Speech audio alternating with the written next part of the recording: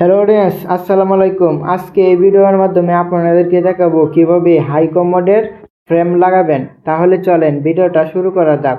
আপনারা প্রথমেই হাই কমোডের বক্সটা খুলে পেয়ে যাবেন ফ্রেমের সাথে আগে দেখে নেবেন কি কি জিনিস দেওয়া হয়েছে।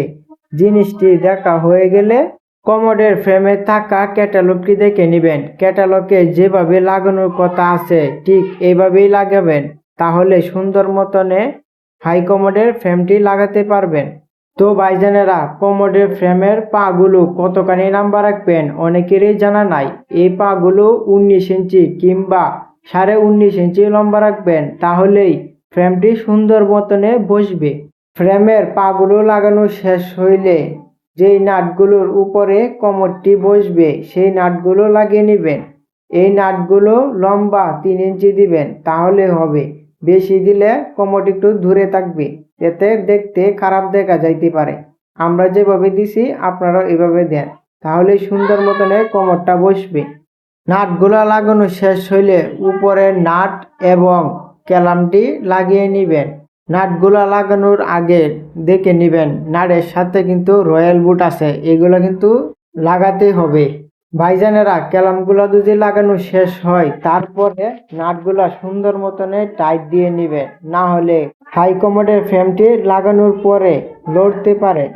তো ভাইজানেরা, কমোডের ফ্রেমে থাকা যা যা জিনিস আছে তা আমরা লাগিয়ে নিলাম। এই যে দেখেন, এখন কমোডের ফ্রেমটা কত সুন্দর দেখা যায়। এখন আমরা জায়গা মতো নিয়ে ফিটিং দিব। এই যে দেখতেছেন পাইপটি, এই পাইপটির মধ্যে আমরা কিন্তু হাই কমোডের ফ্রেমটি লাগাবো। এই পাইপটি মিস্ত্রিরা অনেকটাই লম্বা রাখছে, তাই আমরা 4 থেকে 5 ইঞ্চি উপরে কেটে নিব। পাইপটা কেটে নেওয়া শেষ হইলে পাইপের মাথা যদি চকেট না থাকে, তাহলে আগুন জ্বালিয়ে পেপারের মধ্যে পাইপের মাথাটাকে চকেটের মতন বানিয়ে নেবেন। এখন আপনারা অনেকে বলবেন যে পাইপের মাথাটা চকেটের মতন বানাবো কিভাবে? কমোডের লগে যে ব্যান্ডটা দিছে এই ব্যান্ডটা দিয়ে বানাতে পারেন, কিংবা আগলা পাইপ দিয়েও বানাতে পারেন, কিন্তু ব্যান্ডটা দিয়ে বানালে সুবিধা হয়, বেশি ভালোভাবে ফিটিং হবে। কমোডের ফ্রেমটা লাগানোর আগে অবশ্যই ব্যান্ডটা দেখে নেবেন কত ইঞ্চি উপরে আছে। 14 থেকে 15 ইঞ্চি উপরে থাকলেই হবে। তো ভাইজানেরা, কমোডের ফ্রেমে থাকা নাটগুলো লাগানোর আগে ড্রিল মেশিন দিয়ে সিদ্ধি করে রয়্যাল বুটটি গেড়ে নেবেন। রয়্যাল বুটটি গাড়া শেষ হইলে ফ্রেমটি লাগিয়ে নেবেন। এই যে দেখেন আমরা কত সুন্দরভাবে ফ্রেমটি লাগাইছি। আপনারাও এরকম সুন্দরভাবে ফ্রেমটি লাগাইতে পারবেন। আমাদের ভিডিও দেখেও লাগাইতে পারবেন অথবা ক্যাটালগ দেখেও লাগাতে পারবেন। ধন্যবাদ।